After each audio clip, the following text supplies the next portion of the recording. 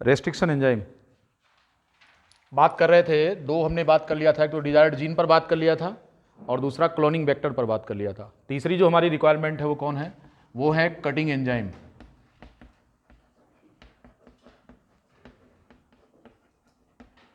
DNA को किसी particular point से काटने के लिए हमको एंजाइम की जरूरत पड़ेगी और इस एंजाइम को हम नाम क्या देते हैं? The enzyme that cuts DNA. Enzyme that cuts DNA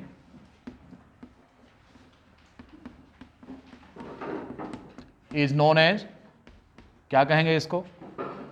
इसको हम नाम देते हैं न्यूक्लिएज। ये न्यूक्लिएज एंजाइम कहलाएगा जो डीएनए को कट करता है। That is known as nuclease. किस चीज को ये कट करता है? Cuts the phosphodiester bond. Phosphodiester bond and hydrogen bond. ये दो प्रकार के बॉन्ड यहां पर काटे जाते हैं। जब कभी भी डीएनए को हमें अलग करना होता है तो इसमें फॉस्फोडाइएस्टर बॉन्ड और हाइड्रोजन बॉन्ड को हमें ब्रेक करना होता है और ये बॉन्ड कट करने वाला जो एंजाइम होता है हम उसे नाम क्या देते हैं? It is known as nuclease. अब इसका जो कट पैटर्न है इसके आधार पर ये दो तरीके के होते हैं। एक होता है एक्सोन्यूक्लिएज और दूसरा होता है एंडोन्यूक्लिएज। हम इस पर चर्चा करें इससे पहले ये जान लें कि ये जो एंजाइम है इनका स्रोत क्या होता है। बाद में इसके नेचर पर बात करेंगे कि एक्सोन्यूक्लिएज है या एंडोन्यूक्लिएज है। अगर हम इसके सोर्स की बात करें, सोर्स ऑफ न्यूक्लिएजेज, जनरली इनको रेस्ट्रिक्शन एंजाइम भी कहा जाता है। Restriction enzyme, restriction enzyme nuclease कह सकते हैं आप। और इसमें अगर ये एंडोन्यूक्लिएज कैटेगरी का है तो रेस्ट्रिक्शन एंजाइम एंडोन्यूक्लिएज कहा जाएगा और अगर ये एक्सोन्यूक्लिएज कैटेगरी का है तो रेस्ट्रिक्शन एंजाइम एक्सोन्यूक्लिएज इसे कहा जाएगा। न्यूक्लिएज का मतलब जो डीएनए को दो सेगमेंट में कट कर दे। ठीक है। अब अगर हम सोर्स की बात करें कि ये कहाँ पाया जाता है तो इसको सबसे पहले बैक्टीरिया से आइसोलेट किया गया है। Isolated from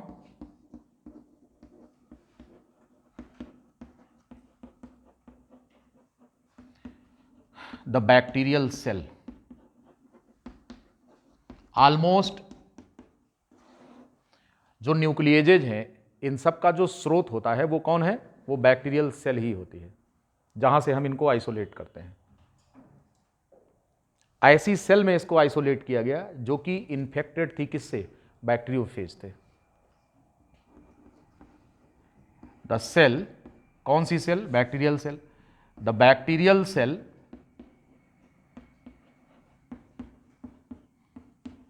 that is infected bye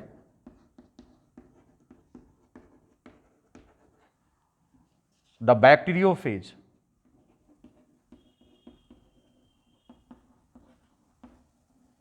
अब ये बैक्टीरियोफेज कौन होता है? ये एक प्रकार का वायरस होता है जो कि बैक्टीरिया में संक्रमण करता है। तो बैक्टीरियल सेल में जब वायरस का इन्फेक्शन होता है तो इस बैक्टीरियल सेल में डिफेंस के लिए दो प्रकार के एंजाइम्स बनाए जाते हैं।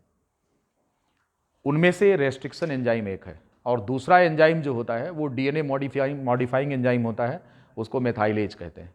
तो दो प्रकार के एंजाइम्स इस वायरस के खिलाफ बैक्टीरिया के शरीर के अंदर पनपते हैं। इन दोनों एंजाइमों का नाम क्या है? तो एक को बोलेंगे रेस्ट्रिक्शन एंजाइम और दूसरे को बोलेंगे रेस्ट्रिक्शन एंजाइम न्यूक्लिएज और दूसरे को बोलेंगे मेथाइलेज। ये दो प्रकार के एंजाइम्स बैक्टीरियल सेल के अंदर एक डिफेंस की तरीके से काम करते हैं। तो डिफेंस टूल होते हैं ये। तो क्या कह रहे हैं कि सोर्सेज ऑफ न्यूक्लियस की अगर हम बात करें तो ये बैक्टीरिया में से आइसोलेट किए गए हैं और ऐसी बैक्टीरियल सेल जो कि इन्फेक्ट हो गई है किससे? बैक्टीरियोफेज से। अब आपको मालूम है कि जो बैक्टीरियोफेज होता है उसका थोड़ा सा मैकेनिज्म पर चलेंगे कि जो बैक्टीरियोफेज होता है वो बैक्टीरियल सेल पर जब अटैक करता है तो अपना डीएनए इसमें इंसर्ट करता है। मिटाएं इसको।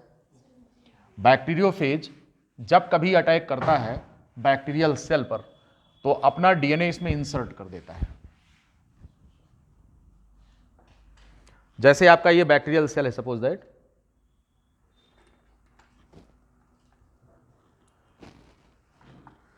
मान लो कि ये आपका बैक्टीरियल सेल है, सपोज दैट ये बैक्टीरियल सेल है और ये है बैक्टीरियोफाज जो कि इस पर अटैक कर रहा है, राइट। अब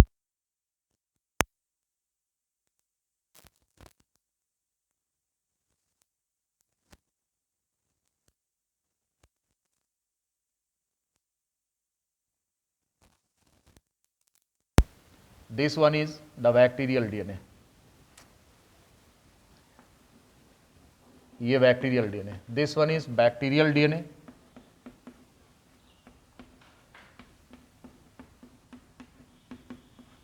and this one is viral DNA injected by bacteriophage.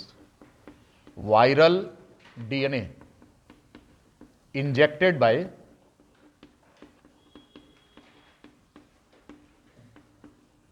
the virus. Virus ने अपना डीएनए इस बैक्टीरियल सेल में इंजेक्ट कर दिया है।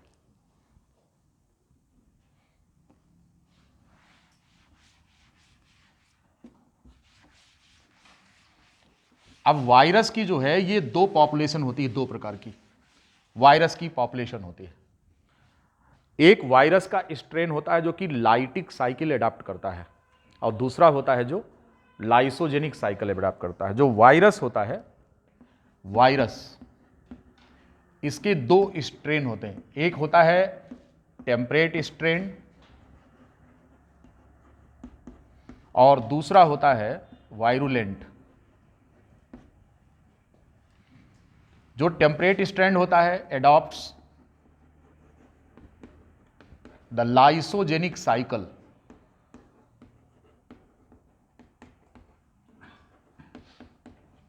and this adopts the lytic cycle. Lytic cycle जो वायरुलेंट स्ट्रेन होता है, टेम्परेट एंड वायरुलेंट। इसमें जो टेम्परेट स्ट्रेन होता है, पहले बना लो, लिख रहे हैं,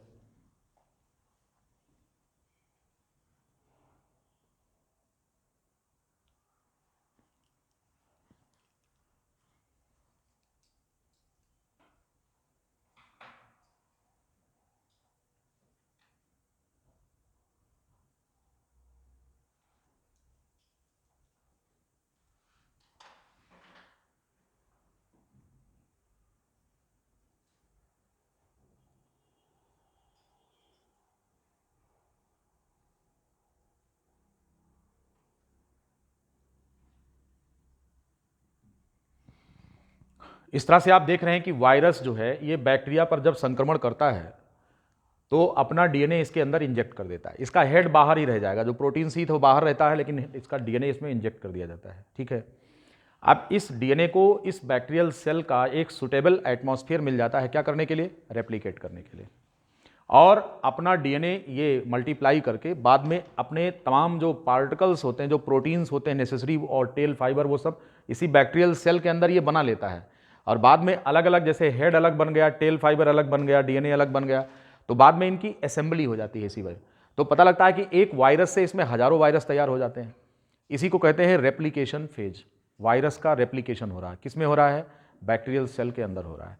अब यह जो रेप्लिकेशन होता है वो दो प्रकार का होता है। एक, ये बैक्टीरिया के लिए फ्रेंडली एटमॉस्फेयर में होता है, यानी कि बैक्टीरिया को कोई नुकसान नहीं पहुंचाता है। वो कौन होता है, वो ऐसा वायरस होता है जिसका डीएनए इस बैक्टीरिया के साथ जुड़ जाता है। किसके साथ, इस बैक्टीरियल डीएनए के साथ इंटीग्रेट कर जाता है। इस घटना को क्या कहते हैं, इंटीग्रेशन। तो यहां पर ये जो डीएनए है, viral DNA, that become the part of this bacterial DNA and replicates using its ओरी, क्योंकि इसके पास ओरी नहीं है। तो जब ये बैक्टीरियल डीएनए के साथ जुड़ जाता है और इसके ओरी का इस्तेमाल करके और इस सेल के अंदर जो सबस्ट्रेट होते हैं उनका इस्तेमाल करके, इस सेल का एटीपी इस्तेमाल करके ये डीएनए रेप्लिकेट करता है। क्योंकि आपको पता है कि वायरस का डीएनए अपने दम पर रेप्लिकेट नहीं कर सकता है। वाई, क्योंकि वायरस के पास ना तो एटीपी है। आपको पता है कि वायरस में कोई सेलुलर मेटाबॉलिज्म चलती है क्या, नहीं चलती है। तो वायरस का अपना एडेनोसिन ट्राइफॉस्फेट होता है क्या, नहीं होता है। तो क्या वायरस नॉन लिविंग एटमॉस्फेयर में सर्वाइव कर सकता है, नहीं, क्योंकि इसको ना तो एडेनोसिन ट्राइफॉस्फेट मिलेगा और ना ही इसको ऐसे एंजाइम्स मिलेंगे जो इसके रेप्लिकेशन के लिए जरूरी हैं। ऐसी कंडीशन में ये बैक्टीरियल मशीनरी का यूज करके और अपने डीएनए को रेप्लिकेट करता है। अब यह रेप्लिकेशन दो प्रकार का होता है। पहला कि अगर ये इस बैक्टीरिया के साथ हाथ मिला ले तो बैक्टीरियल डीएनए का हिस्सा बन जाता है, इंटीग्रेट कर जाता है, इसके साथ जुड़ जाएगा। और जब ये इसके साथ जुड़ जाएगा तो एक काइमेरिक डीएनए यहां बन जाएगा, जो किसका है, जो वायरस और बैक्टीरिया दोनों का मिक्स डीएनए है। और फिर ये इसके ओरी का इस्तेमाल करके जैसे जैसे बैक्टीरिया का डीएनए मल्टीप्लाई करेगा उसी प्रकार से उतनी ही कॉपी वायरल डीएनए की बन जाएंगी। फिर जब ये वायरल डीएनए बन जाएगा तो वायरल डीएनए यहां पर उपस्थित आरएनए पॉलीमरेज का इस्तेमाल करके अपना आरएनए बनाएगा और फिर उस आरएनए से अपना प्रोटीन बनाएगा और फिर प्रोटीन बनाकर अपना पूरा शरीर बना लेगा। तो ऐसे इस प्रकार के ढेर सारे वायरस इस सेल के अंदर डेवलप हो जाएंगे। लेकिन इन्होंने क्या किया है कि बैक्टीरियल डीएनए से हाथ मिला लिया है, बैक्टीरियल डीएनए को नष्ट नहीं किया है। तो ये तो फ्रेंडली एटमॉस्फेयर में रहते हैं। जैसे आप किसी के घर जाइए और उससे थोड़ा निवेदन कर लीजिए कि 2-3 दिन की बात है, आप अपने घर हमें रहने दें, बाद में हम चले जाएंगे। तो इसी प्रकार से ये वायरस भी करता है कि इस बैक्टीरियल सेल के अंदर आता है, इसके डीएनए से हाथ मिला लेता है, कहता है 2-3 दिन हमको रहने दो, फिर हम चले जाएंगे अपनी पॉपुलेशन बढ़ाकर। बस थोड़े समय के लिए तुम्हारा एटीपी यूज करेंगे और तुम्हारे डीएनए का ओरी यूज करेंगे और तुम्हारी सेल के अंदर जो डीऑक्सीराइबोन्यूक्लियोटाइड सबस्ट्रेट्स हैं उनका इस्तेमाल करेंगे और तुम्हारी सेल के अंदर उपस्थित जो आरएनए पॉलीमरेज है, डीएनए पॉलीमरेज, इन सब का इस्तेमाल करेंगे। क्योंकि हम नंबर 1 के भिखमंगे हैं, हमारे पास कुछ नहीं है, हम नॉन लिविंग कैटेगरी में आते हैं क्योंकि हमें 5 किंगडम क्लासिफिकेशन में कोई स्थान नहीं दिया गया है और हम एक्सेप्शन टू सेल थ्योरी है। मीन्स तुम्हारी बिना मदद के हम रेप्लिकेट नहीं कर सकते। ये तो अच्छी बात है कि आप प्यार से हमारे साथ रहना चाहते हैं। तो इस प्रकार के स्ट्रेन को हम टेम्परेट स्ट्रेन कहते हैं। And this adopt the lysogenic cycle of replication, right. अब दूसरी कंडीशन क्या होती है, वायरुलेंट जो स्ट्रेन होता है ये बहुत बदमाश है, ये एक तरीके से क्रिमिनल है। तो ये कहता है कि हम तुम्हारे घर में आएंगे, तुम्हारे घर के सारे सिस्टम को किडनैप करेंगे, अपने दम पर रहेंगे, तुम्हारी मर्जी नहीं चलेगी और हम तुम्हारे सिस्टम को खोखला कर लास्ट में यहां से चले जाएंगे। तो वो करता क्या है कि इसका जो डीएनए होता है ये एक ऐसी मैकेनिज्म डेवलप करता है जिसकी वजह से इसका डीएनए नष्ट हो जाता है, इसका डीएनए ही नष्ट हो जाता है, डिग्रेड कर देता है इसको। तो इसीलिए इसको नाम दिया गया कि ये लाइटिक साइकिल इन्वॉल्व करता है और ये वायरुलेंट होता है। वायरुलेंट ऐसे माइक्रोब्स के लिए इस्तेमाल किया जाता है टर्म जो हमारे लिए फैटल होते हैं, घातक होते हैं। तो इस प्रकार से वायरस का जो ये डीएनए है ये भी इसके लिए फैटल है। तो first of all this takes over all the replicating and transcriptional machinery of this bacterial cell and get lyse it, इसको नष्ट कर देता है, मार डालता है। अब अगर आप किसी आप चोर हैं और आप किसी के घर में जा रहे हैं तो आप ऐसे तो जाएंगे नहीं, आप कुछ अपनी तैयारी से जाएंगे कि मौका पड़ेगा तो 2-2 हाथ कर लेंगे। तो क्या घर वाला ऐसे बैठा हुआ है, हम भी चोर के लिए कुछ व्यवस्था करके रखते हैं। अरे भाई पिस्टल नहीं होगा तो लोहे का राडे रखेंगे, घर पर मार देंगे, खोपड़ी फट जाएगी उसकी, तलवार रखेंगे, भोंक देंगे पेट में, है कि नहीं, कुछ ना कुछ तो करेंगे ना। क्यों भाई, नहीं होगा तो खुरपी ही रखेंगे, गड़ासा रखेंगे, कुछ रखेंगे जिसका लाइसेंस नहीं लेना पड़ता, कि चोर आएगा तो गर्दन काट देंगे। तो इस प्रकार की व्यवस्था यहाँ पर बैक्टीरिया भी करके रखता है कि ऐसे नहीं होता कि आओ और हमारे शरीर के अंदर हमको नष्ट करो और मौज करो चले जाओ, ऐसा नहीं होता। तो बैक्टीरिया भी इस वायरस के खिलाफ डिफेंस मैकेनिज्म के तौर पर 2 प्रकार के एंजाइम तैयार करके रखता है। कौन से, ये 2 प्रकार के एंजाइम किस केस में जरूरत पड़ेगी, इस केस में, यहां पर जब जो वायरुलेंट स्ट्रेन का अगर संक्रमण हुआ, मान लो ये वायरुलेंट ही है, तो ऐसी कंडीशन में इसके शरीर में 2 प्रकार के एंजाइम्स हैं। ये एक एंजाइम यहां पर जो होता है इसको हम बोलते हैं restriction enzyme, restriction enzyme endonuclease. Restriction enzyme इसको न्यूक्लिएज कहेंगे, अभी हम एंडो की बात नहीं कर रहे हैं, अभी हम केवल न्यूक्लिएज की बात कर रहे हैं। रेस्ट्रिक्शन एंजाइम न्यूक्लिएज और दूसरा होता है मेथाइलेज। ये 2 टाइप के एंजाइम इसके शरीर के अंदर बैक्टीरिया के होते हैं, ये डिफेंस के तौर पर होते हैं।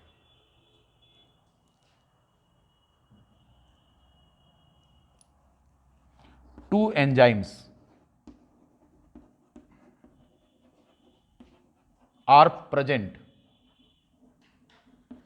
in the bacterial cell। 2 enzyme bacterial cell के अंदर मौजूद होते हैं as cellular defence mechanism. Defence, cellular defence के तौर पर 2 प्रकार के एंजाइम्स होते हैं, 1 cuts the viral DNA,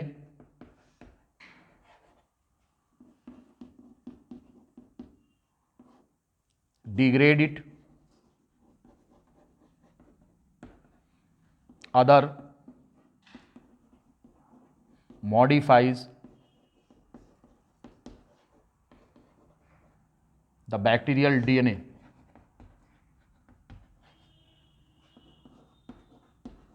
causing its methylation. Methylation ये है। इस तरह से इन दोनों एंजाइमों का काम क्या है ये हम आपको यहां दिखा रहे हैं। इनमें से एक क्या करता है कि ये वायरस के डीएनए को टुकड़े टुकड़े कर डालता है, काट डालता है, और उस एंजाइम का नाम है न्यूक्लिएज।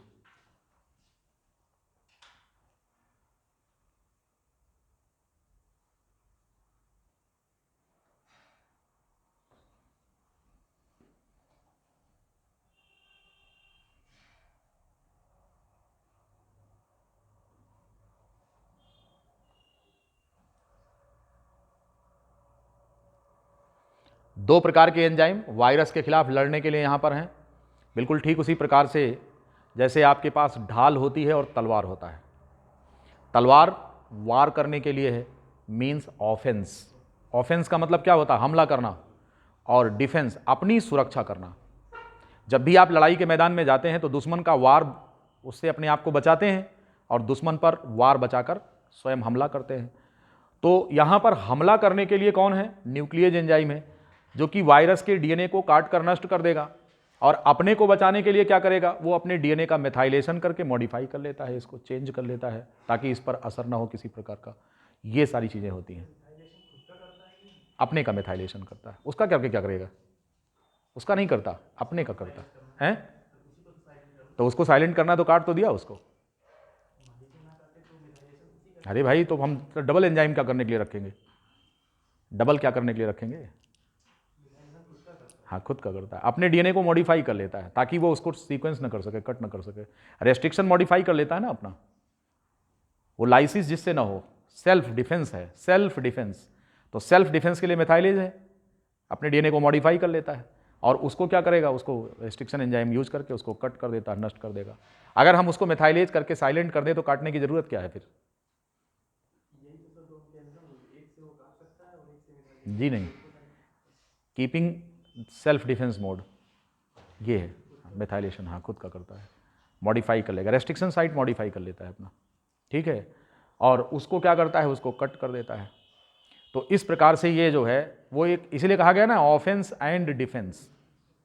अब इसका जो वो है एंजाइम है, अब वैज्ञानिकों ने क्या कहा? ये तो यार बहुत बढ़िया काम है, ये किसी भी डीएनए को काटने वाला एंजाइम है, तो इसका इस्तेमाल करके हम किसी का भी डीएनए काट सकते हैं। तो फिर ऐसे और बैक्टीरिया की तलाश की गई कि हो सकता है कि कुछ और बैक्टीरिया में इस प्रकार की कहानी हो। तो सबसे पहला जो एंजाइम खोजा गया वो था हिंद सेकंड। नाम क्या था? हिंद सेकंड। और ये जो है सबसे पहला एंडोन्यूक्लियस एंजाइम था। रेस्ट्रिक्शन एंजाइम एंडोन्यूक्लियस, अभी तक क्या कहते थे इसको?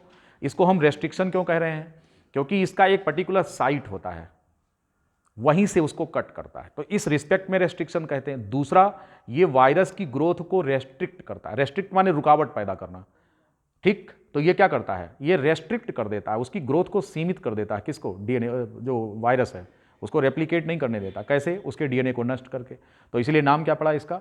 Restriction enzyme nuclease. और न्यूक्लिएज क्यों कहा? क्योंकि सीधे न्यूक्लिक एसिड की लाइसिस के लिए जिम्मेदार है, तो उसको क्या करता है? वो डाइजेस्ट करने का काम करता है। इतनी बात समझ में आ गई? तो हम न्यूक्लिएज का इस्तेमाल करते हैं उसको डाइजेस्ट करने के लिए, राइट? अब ये जो रेस्ट्रिक्शन न्यूक्लिएज है ये दो तरीके का होता है। कौन कौन सा? एक होता है रेस्ट्रिक्शन एंडोन्यूक्लिएज और दूसरा होता है रेस्ट्रिक्शन एक्सोन्यूक्लिएज। जरा इसे समझिए।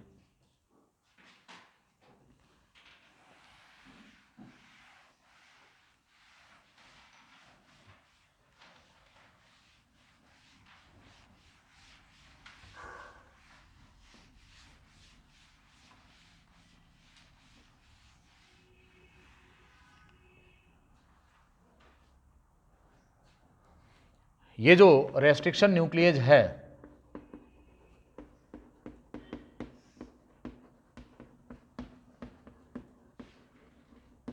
इसकी दो वैरायटी है, इनमें से एक है एंडोन्यूक्लिएज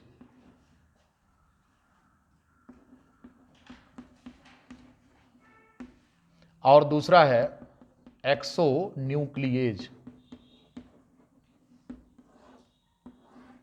एंडोन्यूक्लिएज एंड एक्सोन्यूक्लिएज।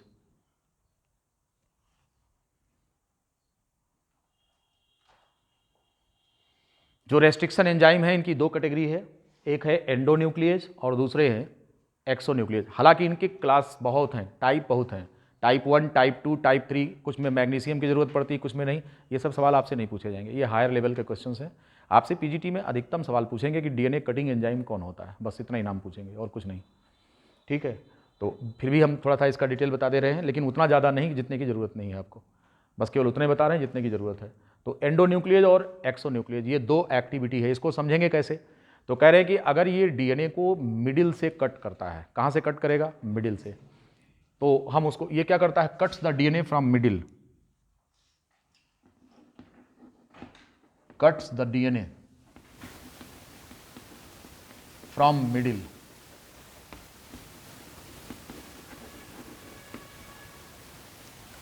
और ये क्या करता है? Cuts the DNA from the end.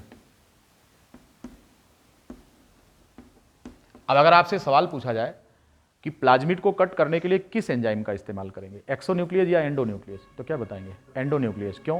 क्योंकि प्लाज्मिड जो होता है उसमें तो किनारा होता नहीं है, नहीं समझे? प्लाज्मिड तो सर्कुलर डबल स्ट्रैंड डीएनए होता है ना, तो उसमें एंड होता है कहीं पर? क्या नहीं।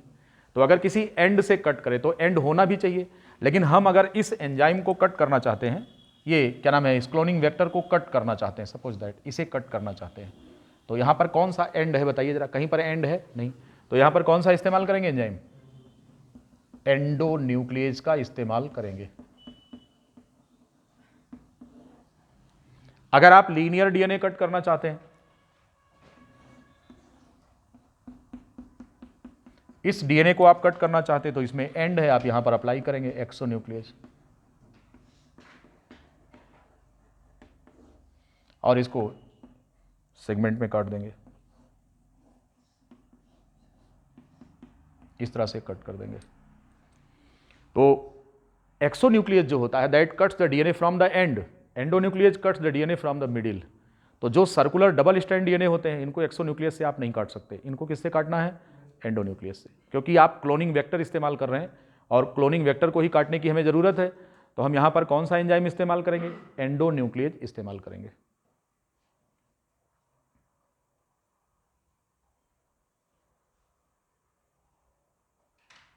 ये जो न्यूक्लिएजेज हैं इनकी पहली बात तो आप जान लीजिए कि ये सारे के सारे कहाँ से आइसोलेट किए गए हैं? बैक्टीरियल सेल से।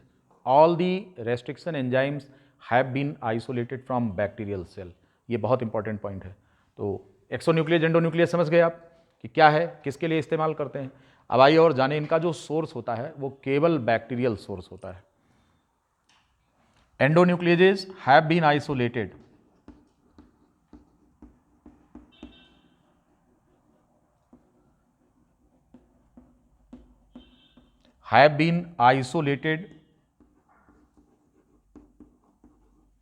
from the bacterial cell only.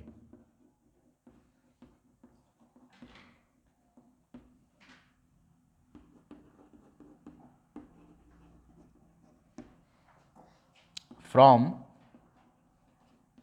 over 230 different bacterial strains,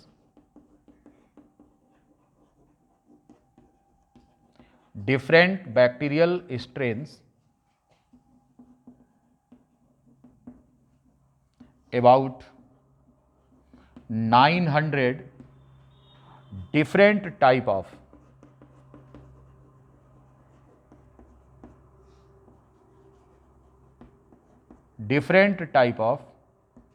nucleases have been isolated.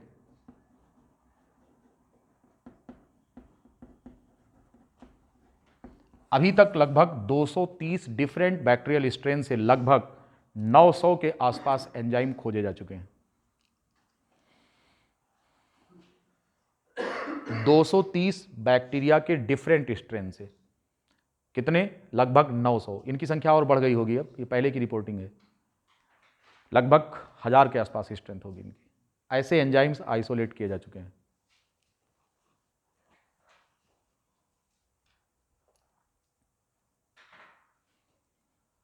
अब जब कभी भी इनका नाम लिखा जाता है तो किसी भी एंजाइम का नाम, चूंकि 900 डिफरेंट प्रकार के एंजाइम्स हैं, तो फिर इनका नाम लिखने की समस्या पैदा हो गई कि इनका नाम कैसे लिखा जाए। तो हम उस बैक्टीरिया का नाम ले करके लिखते हैं जिस बैक्टीरिया से इनको प्राप्त किया गया है, बैक्टीरिया के नाम पर। ठीक, बैक्टीरिया के नाम पर ही इनका नाम लिखा जाता है। तो नेमिंग कैसे करते, जरा एक नमूना देखिए।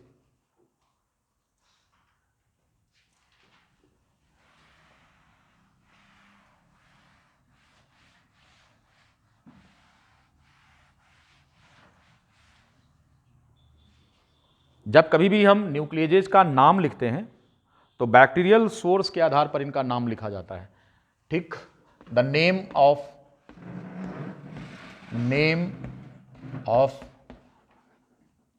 The nuclease enzyme given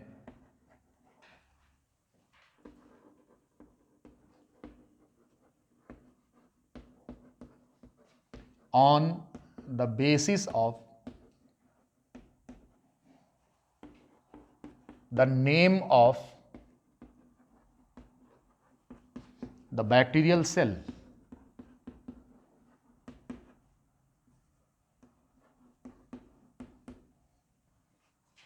from which enzyme isolated, जहां से इसको निकाला गया है उसके नाम पर नाम लिखा जाता है।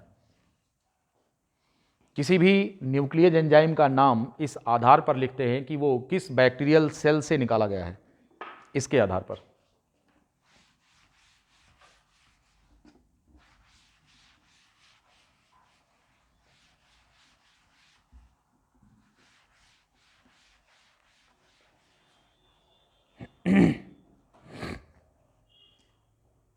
किस बैक्टीरियल सेल से आइसोलेट किया गया है उसके नाम पर। फॉर एग्जाम्पल, अभी एक वेल नोन एग्जाम्पल है,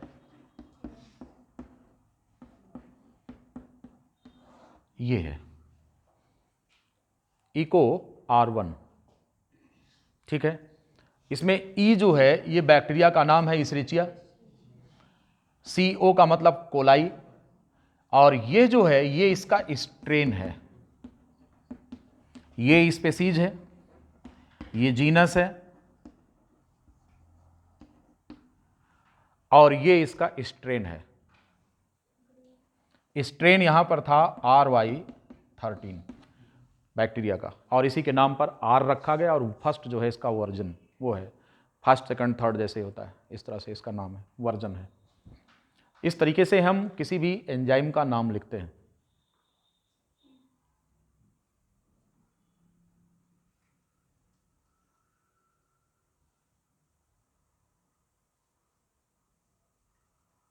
ठीक है,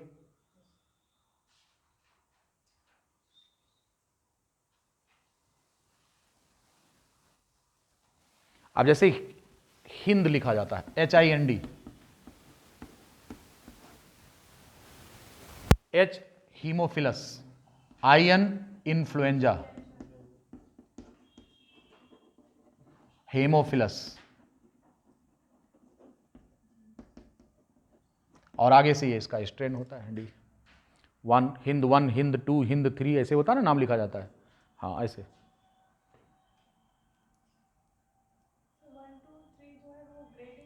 हाँ, उसकी ग्रेडिंग टाइप मतलब कि किस क्रम में खोजा गया है। हाँ, वर्जन कहेंगे, जैसे जैसे कहते हैं ना कि यूरो 1 यूरो 2 यूरो 3, इस तरह से स्पुतनिक 1 स्पुतनिक 2 जिस क्रम में वो खोजा गया है उसके आधार पर इनके नाम लिखे जाते हैं। ठीक है, तो पहला नाम जो होता है वो उसके जीनस को बताता है, दूसरा स्पेसीज, और तीसरा सेगमेंट उसका स्ट्रेन होता है। ठीक है,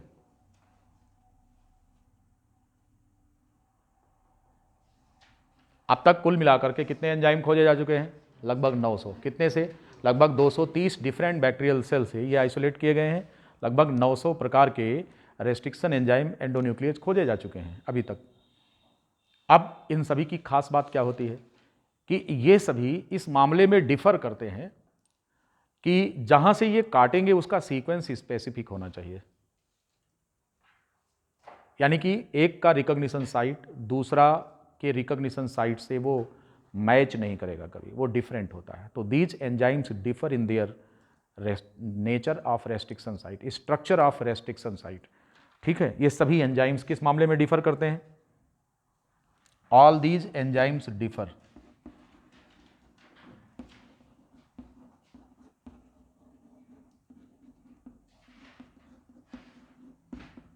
in the structure of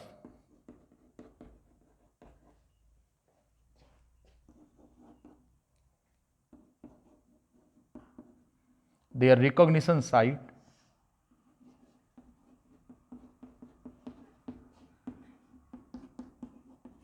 on target DNA। जिस DNA को इन्हें काटना है, टारगेट DNA बोलेंगे उसको, तो उस पर रिकॉग्निशन साइट जो इनका होगा ये स्ट्रक्चर में वेरी करते हैं। लेकिन जो कुछ खास बातें हैं रिकॉग्निशन साइट पर, वो सवाल आपसे पूछेंगे।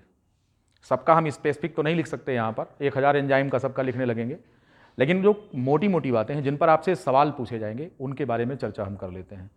तो खास बात यह है कि ज़्यादातर एंजाइमों का जो रिकॉग्निशन साइट होता है उसमें 6 बेस पेयर से ही केवल होते हैं। 6 बेस पेयर, तो most of the recognition sites are 6 base pair longs. यद्यपि कुछ ऐसे भी मिले हैं जो 4 बेस पेयर होते हैं, लेकिन ज़्यादातर केस में क्वेश्चन पूछेंगे तो आपको ज़्यादातर केस में 6 base pair long recognition site इनका होता है। तो इस बात को मेंशन कर लेंगे यहाँ पर, हाँ है ना, मिटा रहे हैं इसको, लिख लिया है।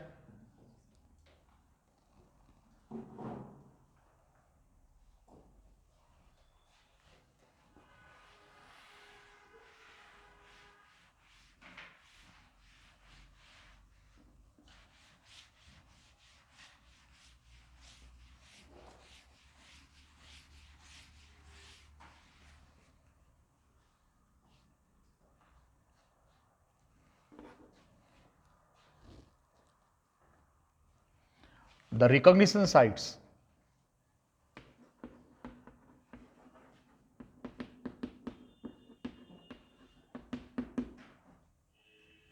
of most of the nucleases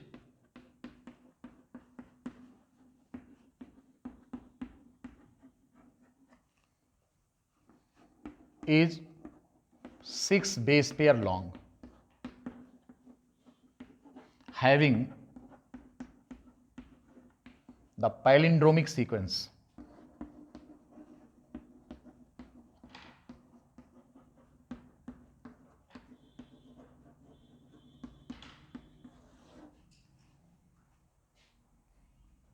यही आपसे पूछेंगे सवाल कि जो रिकॉग्निशन साइट्स होते हैं कटिंग एंजाइम्स के, इनकी क्या खास पहचान होती है। तो हमें बताना है कि ये ज़्यादातर 6 बेस पेयर लॉन्ग होते हैं। कितने होते हैं? 6 बेस पेयर लॉन्ग होते हैं, और इनमें पैलिंड्रोमिक सीक्वेंस होता है। 6 base pair long having the palindromic sequence. अब 6 बेस पेयर तो बात चल जाएगी। दूसरी बात क्या है कि ये जो पैलिंड्रोमिक सिस्टम होता है, what does it mean? Palindrome क्या होता है? तो पैलिंड्रोम डीएनए में ये होता है कि ऐसा सिस्टम जिसमें कि अगर हम फॉरवर्ड पढ़ें तो सेम मिले और बैकवर्ड पढ़ें तो सेम मिले। पैलिंड्रोम क्या होता है? It is the sequence of DNA, it is the sequence of DNA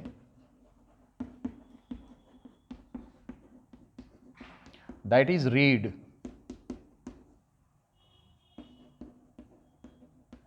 same forward as well as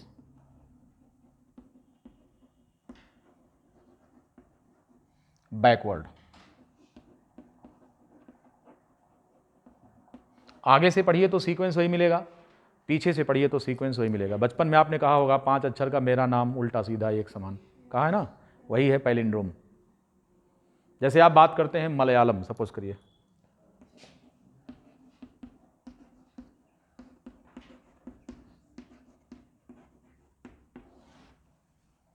ये मलयालम, जरा पढ़िए इधर से पढ़ेंगे तो एम पड़ेगा, इधर से पढ़ेंगे तो एम पड़ेगा। दूसरा नंबर ए का है, इधर से भी दूसरा नंबर ए का है, इधर से तीसरा नंबर यल का, इधर से भी चौथा नंबर ए का, इधर का भी, और वाई बीच में है। तो आप इधर से पढ़ेंगे तो उच्चारण कैसा होगा? मलयालम, और इधर से पढ़ेंगे तो उच्चारण कैसा होगा? मलयालम। तो ये बस बिल्कुल डीएनए में भी यही सीक्वेंस आपको मिलता है। ठीक है, क्या मिलेगा? पैलिंड्रोमिक सीक्वेंस मिलेगा किसी भी कटिंग एंजाइम के दोनों तरफ से। अगर आप फॉरवर्ड पढ़ेंगे तो वही मिलेगा, बैकवर्ड पढ़ेंगे तो वही मिलेगा। ठीक है, एक दो एंजाइमों का रिकॉग्निशन साइट आपकी बुक में दिया गया है, जो एनसीईआरटी बुक है, और भी तमाम बुक्स में अगर आप देखेंगे तो कलेक्ट कर सकते हैं वहाँ से, क्योंकि ये आप कभी याद नहीं कर पाएंगे।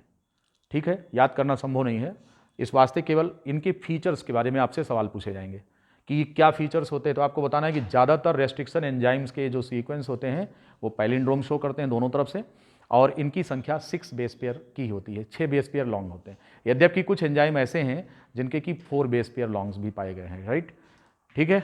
अब एंजाइम के कट पैटर्न के आधार पर ये भी जान लीजिए कि जो एंजाइम्स होते हैं these differ in their recognition site as well as in the mode of their cut, वो किस पैटर्न पर कट कर रहे हैं डीएनए को। तो बेसिकली 2 पैटर्न पर डीएनए को कट किया जाता है। एक पैटर्न होता है जिसको बोलते हैं कि ब्लंट एंड होता है, और दूसरा होता है स्टेगर्ड होता है। ठीक है, अब वो जरा जान लीजिए कि ये क्या होता है। जैसे मान लो किसी डीएनए को कट करना है, सपोज दैट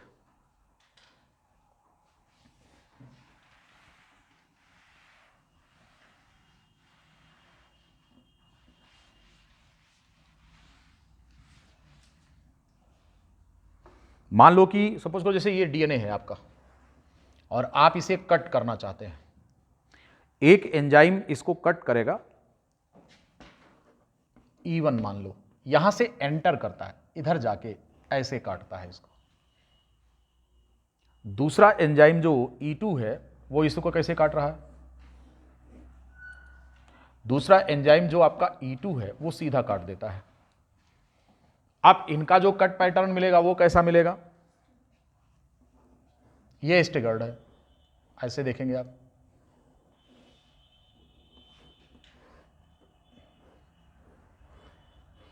इस प्रकार से इस डीएनए को कट कर दिया। ठीक है, तो ये कौन सा है?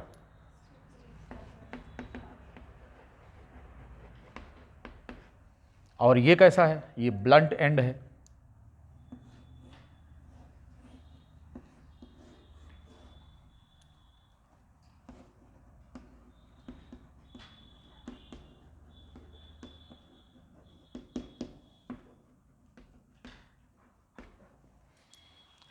तो एंजाइम्स जो होते हैं उनका जो डीएनए का कट पैटर्न होता है ये वेरी करता है। बेसिकली 2 प्रकार का, एक होता है स्टेगर्ड और दूसरा होता है ब्लंट एंड। तो इसमें आप देख रहे हैं कि इस तरह से काटा गया है और इसमें सीधे ब्लंट कर दिया गया है। अच्छा कौन होता है? ये होता है अच्छा, ये वाला अच्छा होता है। शार्प नहीं बोलते इसको, शार्प में तो ये भी शार्प ही है ना एक तरह से। हाँ है, स्टिकी, स्टिकी होना चाहिए। स्टेगर्ड स्टिकी होता है। शार्प का तो मतलब हो गया कि फाइन कटिंग कर दिया, वो कहीं से भी काट दिया, तो दोनों की मार्जिन जो है क्या होगी? स्मूथ होगी। ठीक है, अब यहाँ पर शार्प का क्या मतलब होता है? जैसे बहुत फाइन ब्लेड है, उससे आपने काट दिया कहीं से, तो फुचड़ा नहीं निकलेगा इधर उधर। देहाती भाषा में फुचड़ा कहते हैं, कट गया। तो तोड़ना होता है और कट करना होता है। तो ये काटेगा, लेकिन कैसा काटेगा? स्टिकी एंड देगा। ये स्टिकी एंड नहीं है। जब हम इसका लिगेशन करेंगे तो प्रॉब्लम आएगी। किसका? इसका। जैसे 2 लकड़ी है, ले लीजिए आप, जैसे ये चाक है, ये है, और ये दोनों के एंड ब्लंट हैं। अब इसमें फेविक्विक लगा करके छोड़ दीजिए, चिपक जाए तो जाने नहीं, ऐसे फिर निकल जाएगा। सपोर्ट होना चाहिए। अब इसमें क्या है? सपोर्ट है। बीच में कौन है? हाइड्रोजन बॉन्ड्स हैं। अब आप जब डीएनए को ब्रेक करेंगे तो इसमें कौन कौन से बॉन्ड टूटेंगे? जैसे मान लीजिए कि इसी में है, जैसे सपोज करो हम आपको एक बना दे रहे हैं ओरिजिनल, बिटाएं इसको। तो कौन कौन से बॉन्ड ब्रेक करते हैं? अगर हम स्टेगर्ड कट करते हैं तो इसमें कौन कौन से बॉन्ड कटेंगे? जरा ये देखिए।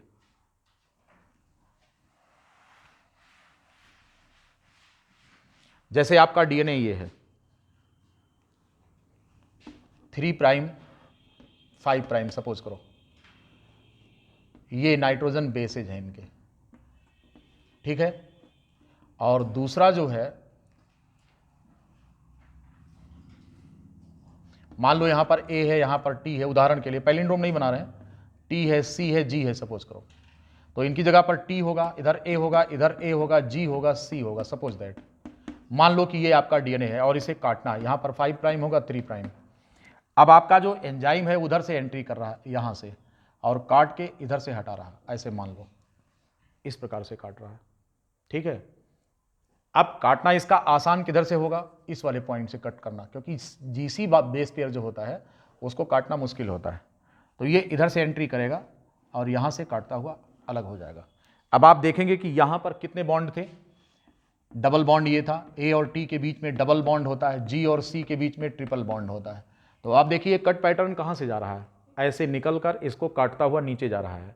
आप देखेंगे इसमें कितने बॉन्ड ब्रेक हुए हैं देखिए इस पॉइंट पर कोई बॉन्ड रहा होगा और इस पॉइंट पर कोई बॉन्ड रहा होगा। इस बॉन्ड को नाम क्या देंगे हम, हैं फॉस्फो, क्या बोलेंगे इसको, फॉस्फोडाई एस्टर बॉन्ड बोलेंगे इसको हम।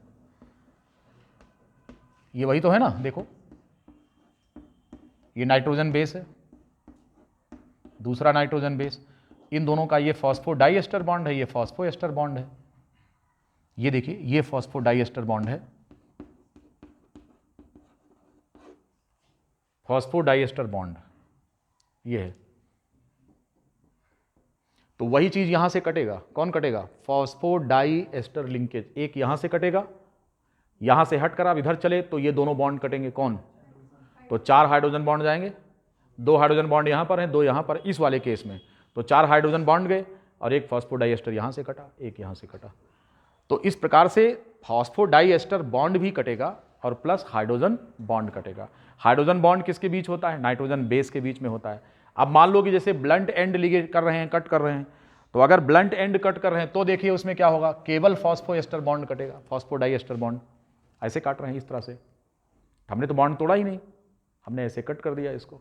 तो अगर ब्लंट कट हो रहा है तो ब्लंट कट में हमेशा ध्यान रहे कि केवल फॉस्फोडाई एस्टर कटता है, हाइड्रोजन बॉन्ड को अवॉइड कर देते हैं। और जब इस प्रकार का कट होता है तो इसमें फॉस्फोडाई एस्टर बॉन्ड और हाइड्रोजन बॉन्ड दोनों ब्रेक होते हैं। तो इस बात को ध्यान रखेंगे कि जो ये वाला स्टेगर्ड कट है इसमें फॉस्फोडाई एस्टर और हाइड्रोजन बॉन्ड दोनों ब्रेक करेंगे, और ब्लंट वाले में क्या होगा, केवल फॉस्फोडाई एस्टर लिंकेज ब्रेक करेगा।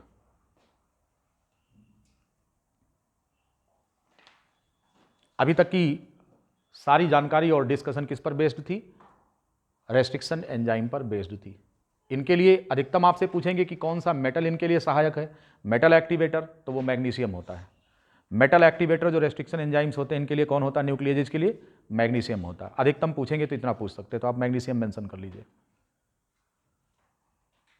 बाकी टाइप 1, टाइप 2, टाइप 3 ये सब पढ़ना आपके कोर्स में नहीं है।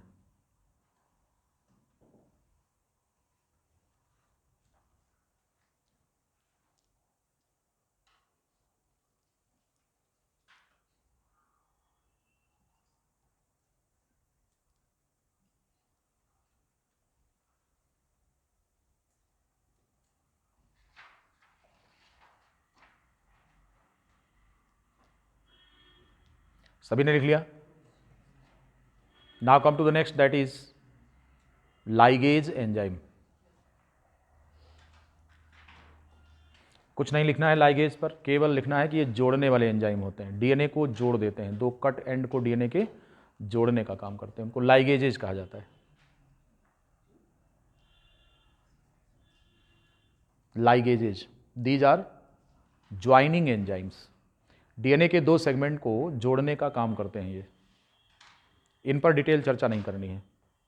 अब तक हम डिजायर्ड जीन पर चर्चा कर चुके हैं, हम क्लोनिंग वेक्टर की प्रॉपर्टी पर डिस्कशन कर चुके हैं, और हम एंजाइम्स दोनों डिस्कस कर चुके हैं। अब आएंगे और प्रोसीजर की बात करेंगे कि हम जेनेटिक इंजीनियरिंग का प्रोसीजर कैसे फॉलो करते हैं, क्या क्या स्टेप होते हैं। ठीक, आइए और बात करते हैं स्टेप्स इन जीन क्लोनिंग। ध्यान रहे कि जो विधि हम पढ़ने चल रहे हैं यहाँ पर डीएनए की क्लोनिंग की, हम इसे शॉटगन टेक्निक कहते हैं। क्या कहेंगे, इसको शॉटगन टेक्निक कहते हैं, जो हम पढ़ने चल रहे हैं। हालांकि डीएनए के एम्प्लीफिकेशन की विधि पीसीआर भी है, हम उसको बाद में पढ़ेंगे, पॉलीमरेज चेन रिएक्शन। लेकिन अभी जो पढ़ने चल रहे हैं जिसमें हम एक लिविंग सेल का इस्तेमाल करते हैं डीएनए की क्लोनिंग के लिए, यानी कि डीएनए का रेप्लिकेशन एक होस्ट सेल में करा रहे हैं, इसलिए हम इस विधि को शॉटगन टेक्निक कहते हैं, SHOTGUN, शॉटगन टेक्निक। आइए प्रोसीजर में चलते हैं, मिटा रहे हैं।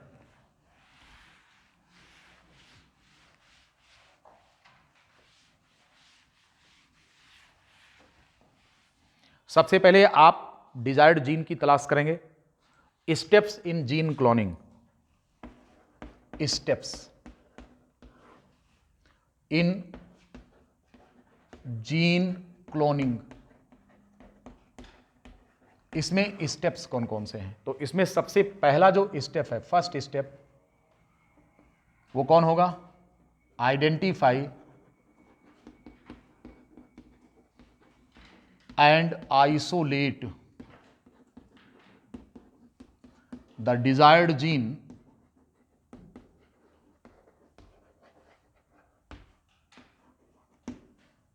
From its source, from its source. ये हमारा पहला स्टेप होगा कि जिस जीन की हम क्लोनिंग करना चाहते हैं, जिस जीन की क्लोनिंग हम करना चाहते हैं, उसके सोर्स से उसको पहचान कर आइसोलेट कर लेंगे। ठीक है। अब यह जो जीन है ये किसी क्रोमोसोम का एक हिस्सा होगा। अरे भाई, बैक्टीरियल सेल से अगर आइसोलेट करना चाह रहे हैं तो ये बैक्टीरियल सेल के क्रोमोसोम का हिस्सा होगा ना, और वहां से काट कर इसको निकालना है। तो हम इसको काट कर निकालने के लिए किसका इस्तेमाल करेंगे? अभी बता के आ रहा हूं, जब भी काटने की जरूरत हो न्यूक्लियेज एंजाइम का इस्तेमाल करेंगे। तो रेस्ट्रिक्शन एंजाइम एंडोन्यूक्लियेज का इस्तेमाल करके बैक्टीरियल सोर्स से इस डीएनए को आइसोलेट कर लेंगे। ये बात समझ में आ गई? यहां पर एंजाइम कौन होगा? The enzyme restriction enzyme एंडोन्यूक्लियेज।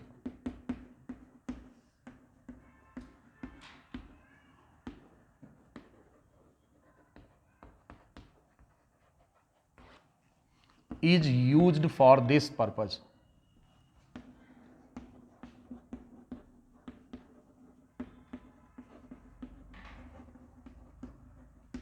इस काम के लिए हम एंजाइम रेस्ट्रिक्शन एंजाइम एंडोन्यूक्लियेज का इस्तेमाल करेंगे।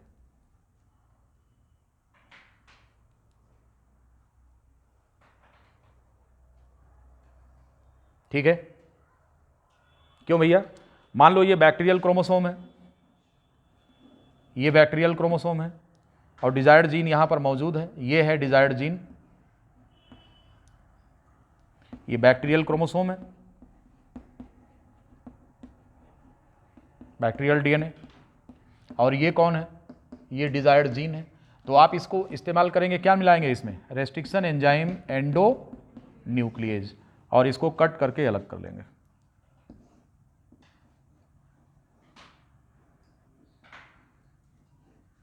ये है आपका, इसे बोलेंगे डीजी, डिजायर्ड जीन। कैसा कट किया इसको? स्टेगर्ड।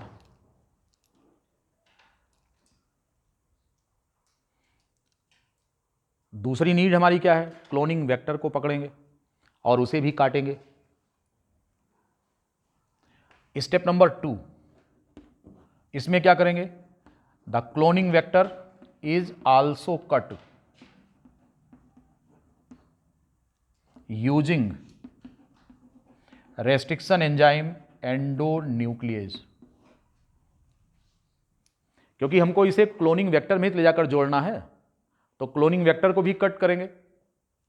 अब मान लो आपका क्लोनिंग वेक्टर कौन है? वो ये है, ये आपका क्लोनिंग वेक्टर है CV, ये क्लोनिंग वेक्टर है।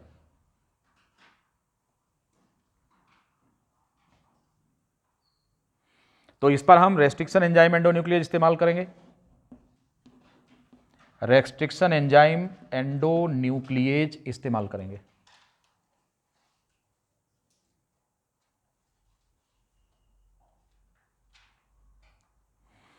ध्यान रहे कि जो एंजाइम हमने डिजायर्ड जीन को काट कर निकालने के लिए इस्तेमाल किया है, बिल्कुल वही एंजाइम यहां पर यूज करेंगे, दूसरा नहीं। बता सकते हैं क्यों? क्योंकि जो कट पैटर्न होता है वो सिमिलर होना चाहिए, कॉम्प्लीमेंट्री होना चाहिए, अदरवाइज हम जोड़ ही नहीं पाएंगे उसको। जिस पैटर्न पर इसे काटा है उसी पैटर्न पर इसको काटने वाला होना चाहिए एंजाइम, ताकि ये इसमें लाकर लाइगेट कर सकें, जोड़ सकें इसको। अगर इसका जो कट पैटर्न है ये डिफर कर गया, अगर कट पैटर्न इसका डिफर कर गया तो फिर हम काट नहीं पाएंगे। इसीलिए क्या है, इसीलिए यहां पर आप स्टार लगा के मेंशन करेंगे कहीं पर कि सेम एंजाइम यूज्ड,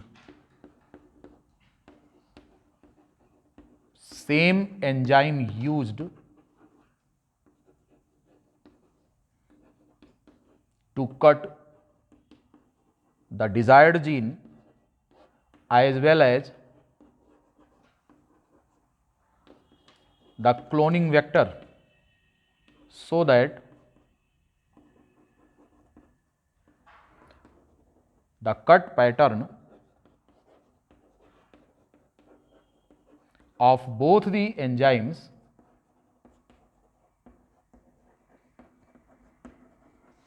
मैच, इसलिए ताकि दोनों एंजाइमों का जो कट पैटर्न है वो क्या करे, वो आपस में मैच करे।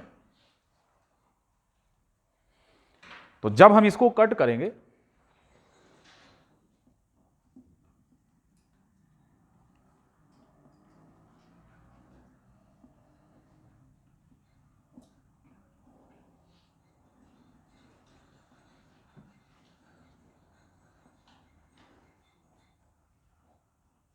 ऐसा कट करेगा इसको,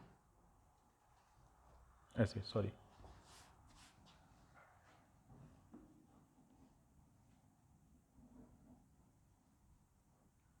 ऐसा कट करेगा इस तरीके का।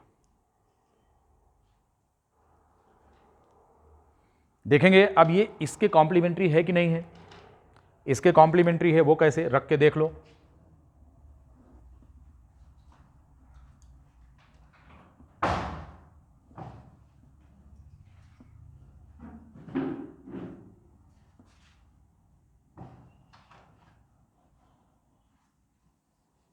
ये देखिए, यही है कट पैटर्न उसका। तो इस प्रकार का कट पैटर्न होना चाहिए ताकि ये इसके साथ आकर के अटैच कर सके। और यहां पर एंजाइम कौन सा लगाएंगे, लाइगेज, बस ये कनेक्ट हो जाएगा।